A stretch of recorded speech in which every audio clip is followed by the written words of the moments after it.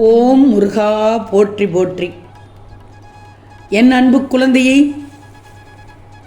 இன்று உன் கஷ்டத்திற்கு இறுதி நாள். நான் சொல்வதை கேள். இந்த முருகனை நம்பினால் முழுவதுமாக கேள். உன் முருகன் உனக்கு ஒரு வழிகாட்டி. உன் வாழ்க்கைக்கு பெரிய துணை நான் தான். இதை நம்புகிறாய் தானே?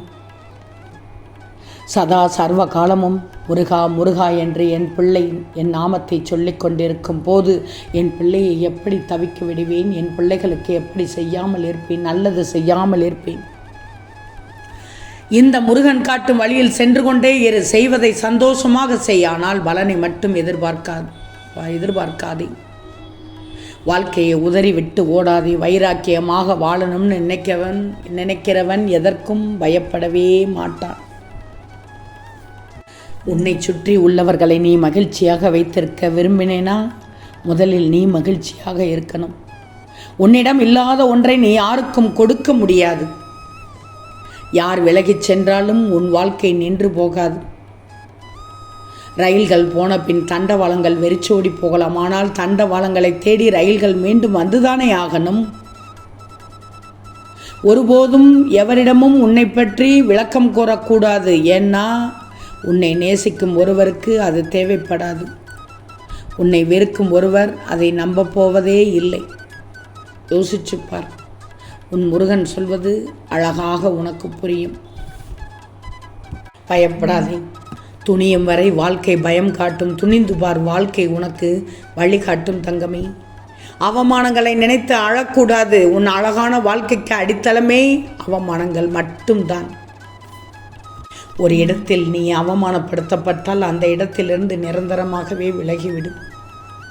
அன்பு பாசம் என மீண்டும் சேர்ந்து நின்றால் உன் அவமானங்கள் நிச்சயமாக நிரந்தரமாகிவிடும்.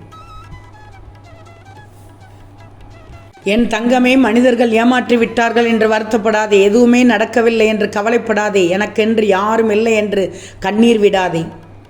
எதிர்மறையாக எல்லாம் எனக்கு நடக்கிறதே முருகா என்று கவலைப்படாதே. காலச்சக்கரம் என்று ஒன்று சுழன்று கொண்டுதான் இருக்கிறது. அதிலிருந்து யாரும் தப்ப முடியாது. நீ உன்னை நம்பாமல் கூட இருக்கலாம். சில சமயங்கள் என்னை கூட நம்பாமல் இருக்கலாம். ஆனால் இந்த காலச்சக்கரத்தை நம்பித்தான் ஆகணும். எது நடந்தாலும் என்ன நடந்தாலும் காலச்சக்கரம் சுழன்று கொண்டுதான் இருக்கும். சொல்வது புரிகிறது தானே? இப்படிப்பட்ட வாழ்க்கை, இந்த வாழ்க்கை எனக்கு எதற்கு முருகா என்று என் பிள்ளை உள்ளுக்குள் தினந்தோறும் கேட்டுக்கொண்டு கஷ்டங்களை அனுபவித்து கொண்டு வருகிறாய். உன் வாழ்க்கையில் இப்பேற்பட்ட சோதனை காலம் எதற்காக வந்தது தெரியுமா? உனக்கான கஷ்டம் எதற்கு வந்தது தெரியுமா? இந்த முருகன் சொல்கிறேன் கேள். உன் வாழ்க்கையில் பல நாட்களாக நீ நம்பிய உறவு உன்னை ஏமாற்றிக் கொண்டு வருகிறது.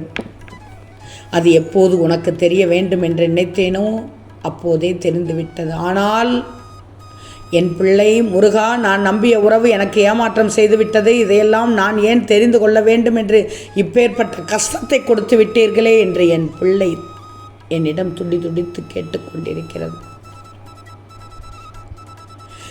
தங்கமே, உன் வாழ்க்கையில் என்னை, இந்த திருச்செந்தூர் முருகனை தந்தையாக நினைத்து என்னை வணங்கிவிட்டாய்.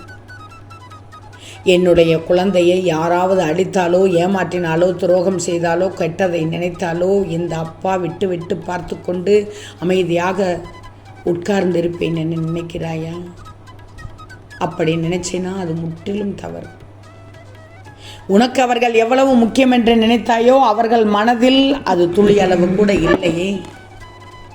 உன்னுடைய துன்பமானது, துயரமானது, கஷ்டமானது நீண்ட நாட்களாக அதிகரிக்கக்கூடாது, இன்னும் மென்மேலும் அதிகமாக கூடாது என்றுதான் நான் உனக்காக போராடி கொண்டிருக்கிறேன். இந்த தருணத்தில் என் பிள்ளையின் சிக்கலுக்கு, கஷ்டத்திற்கு பதிலடி கொடுக்க வேண்டும் என்று வேலை பார்த்து கொண்டிருக்கிறேன். நீ கவலைப்படுவது இன்னும் கொஞ்ச நேரம்தான். உன் வாழ்க்கையில் நான் நடத்தப் போவது புரட்டவே போகிறது. உன் வாழ்க்கையே புரட்டி அடித்துவிடும். நல்ல நேரத்தை உண்டாக்கி விட்டேன். உன் முருகன் உனக்காக போராடி கொண்டிருக்கிறேன் என்பது தெரியவில்லையா? யாருக்கு இந்த நேரத்தில் தண்டனை கொடுக்கப் போகிறேன் என்பதை பொறுத்திருந்து பார்.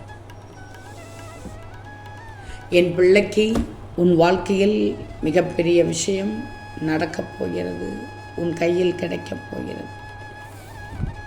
இதுவரை உன் வாழ்க்கையில் உன்னை நடத்திய உன் திருச்செந்தூர் முருகன் இனியும் உன் வாழ்க்கையை நன்மையாக நடத்தி தருவேன் என்ற நம்பிக்கை மட்டும் உனக்குள் எரிந்துவிட்டால் போதும்.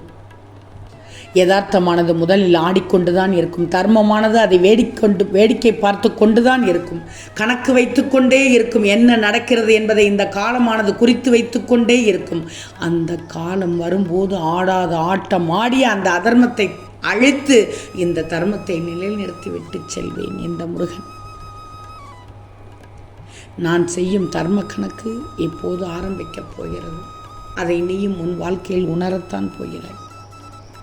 இப்போது உனக்கு அதிகமான கஷ்டங்கள் வருகிறது என்றால் நாளை உனக்கு கஷ்டத்தை கொடுத்த அனைத்தும் திரும்பி செல்லும் என்பதை மறந்து விடாதே. செய்வினை செய்ததால் தான் உனக்கு கஷ்டங்கள் வருகிறது என்பதில் உனக்கு நம்பிக்கை இருக்கிறதோ இல்லையோ, மனதளவில் யாராவது நீ நன்றாக இருக்கக்கூடாது என்று நினைத்தாலே அது செய்வினை தான் என்பதை மறந்து விடாதே. அவர்கள் செய்யும் செய்வினை உனக்கு அல்ல, அவர்களுக்குத்தான் என்பதை நீ புரிஞ்சுக்கோ. இன்னொருவர் நன்றாக இருக்கக்கூடாது, இன்னொருவர் வாழ்க்கையை அழிய வேண்டும் என்று ஒருவர் தனது மனதார நினைத்து விட்டால் அது தானாகவே அவர்களுக்கு வந்து சேரும் என்பதை நீ புரிஞ்சுக்கோ. எல்லா நேரத்திலும் எல்லா விஷயங்களும் சரியாக நடந்துவிட முடியாது. ஆனால் சில நாட்களில் சில விஷயங்கள் உனக்கு சரியாக நடக்கும். அந்த அடுத்த நாளே ஒரு சிறிய கஷ்டம் வந்தாலே போதும், எல்லாவற்றையும் இழந்து வாழ்க்கையில் எதுவுமே இல்லை என்ற மனநிலைக்கு வந்து விடுகிறாய். இங்கு யாரும் யாருக்காகவும் உண்மையாக இருக்கவில்லை, யாரும் இங்கு யாருக்காகவும் உண்மையாக இருக்க வேண்டிய அவசியமும் இல்லை. ஆனால் மற்றவர்களுக்கு உண்மையாக இல்லாவிட்டாலும் உன்னுடைய மனச்சாட்சிக்கு நீதான் உண்மையாக இருக்கணும். அப்படியானால் முருகா, இதற்கு அர்த்தம் என்ன என்றுதானே கேட்கிறாய்? உன்னை நம்பியவர்களை ஒருபோதும் ஏமாற்றத்தில் விட்டுவிடக்கூடாது. அதே போல் நீ யாரை நம்புகிறாயோ அவர் உன்னை ஏமாற்றும் மனநிலையில் இருந்தால் அவர்களை விட்டு உடனே நகர்ந்து விடு, ஒதுங்கிவிடு. யாருக்கும் எப்பொழுதும் பாரமாக இருந்து விடக்கூடாது என்ற மனநிலையில் இருக்கும் நீ எப்போதும் இதை கடைப்பிடிச்சுக்கோ. பிரச்சனைகளை சந்திக்காமல் ஒருவர் வாழ நினைக்கிறார்கள் என்றால் அவன் வாழ்க்கையை வாழ்வதற்கே தகுதி இல்லாதவனாக மாறிவிடுகிறான். ஏன்னா பிரச்சனை என்று ஒன்று இல்லாவிட்டால் கஷ்டம் என்ற ஒன்று இல்லவே இல்லை. அப்படி எதுவும் இல்லை என்றால் நீ என்ன செய்து கொண்டிருப்பாய்? அமைதியாக உட்கார்ந்து கொண்டிருப்பாயா? பிறகு நீ எதற்காக போராடுவாய்? இந்த வாழ்க்கையில் நீ என்ன சாதிக்க நினைப்பாய்? எந்த ஒரு விஷயத்தை அடைய வேண்டும் என்று முயற்சி செய்வாய் என்று கொஞ்சம் யோசிச்சுப்பார். பிரச்சனையை கண்டு ஒருபோதும் ஓடி ஒழியக்கூடாது. இதற்கென்று நிச்சயமாக அந்த பிரச்சனைகளில் நீ வெற்றி காணப் போகிறாய். ஓம் முருகா போற்றி போற்றி.